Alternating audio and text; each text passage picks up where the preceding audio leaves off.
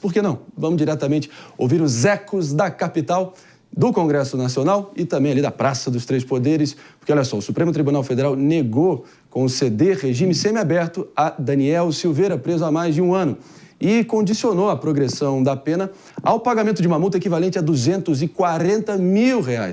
De Brasília, o nosso repórter Henrique Carmo tem mais informações para a gente entender exatamente o que embasou essa decisão recente, nesse caso que já vem perdurando há um bom tempo. Tudo bem, Henrique? Muito bom dia.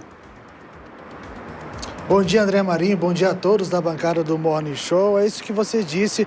O ministro negou esse pedido de progressão de pena do ex-deputado Daniel Silveira, baseado de que ele não teria pagado essa multa que foi acordada ainda no trânsito julgado da ação lá em agosto de 2022. Essa multa seria de 15 salários mínimos, o equivalente a aproximadamente R$250 mil.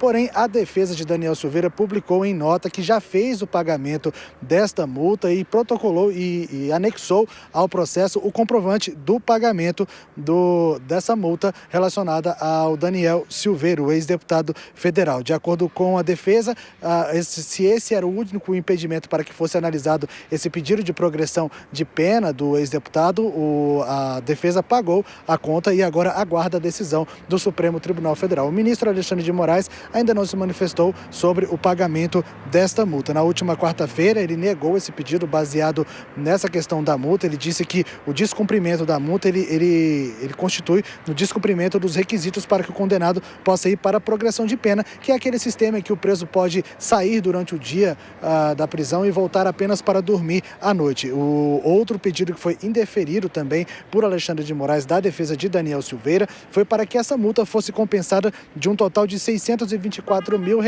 que está bloqueado pela Justiça. O Daniel Silveira, que está preso desde o ano passado por conta de um vídeo em que ele acusa ministros do Supremo Tribunal Federal de receber dinheiro para proferir sentenças. Ele chegou até a ganhar um indulto do ex-presidente Jair Bolsonaro, mas no início deste ano o Supremo Tribunal Federal derrubou este indulto e ele voltou a ser preso. Essa não é a primeira vez que a defesa do ex-deputado pede para que ele siga para esse sistema dessa progressão de pena, podendo sair durante o dia e retornando à noite. Além de condenado à prisão, Daniel Silveira também foi condenado à perda do mandato e também à perda dos direitos políticos. Isso fez com que ele não pudesse participar das últimas eleições em 2022. André Marinho.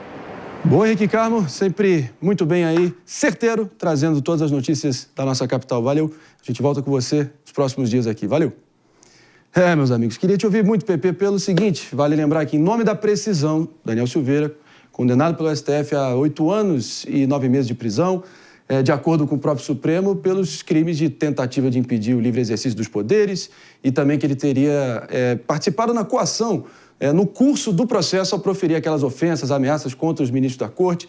E claro que você pode questionar a motivação do ministro Alexandre de Moraes, muitos afirmam que ele está pesando a mão nas execuções das penas, mas vale a pena lembrar até que o próprio Silveira peitou várias decisões judiciais, inclusive rompendo o lacre da tornozeleira eletrônica quando estava em regime semiaberto, por exemplo.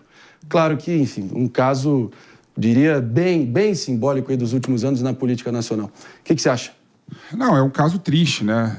Primeiro, eu não vou nem entrar no mérito da decisão do Alexandre de Moraes, do STF, mas, assim, decisão judicial você tem que cumprir, né?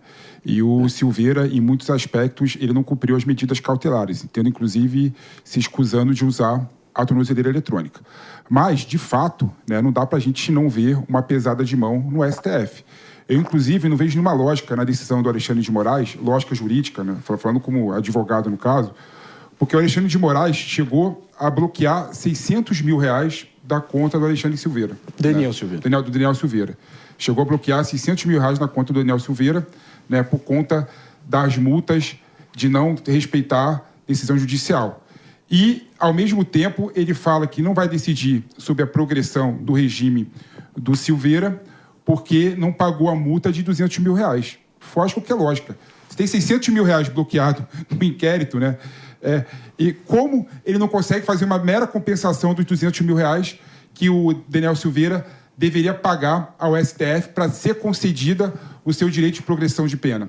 Então, nitidamente, há, sim, uma forçada da mão no STF em relação ao Silveira. E eu defendo a progressão de pena como medida civilizatória para todo mundo e para todos os brasileiros, inclusive para os bolsonaristas que, de certa forma, se colocam contra a progressão de pena. Se o Daniel Silveira cumpriu formalmente parte da pena que permite que ele vá para o regime semiaberto, ele tem que ir para o regime semiaberto. E a questão da multa já tem um bloqueio de R$600 mil que faça a compensação.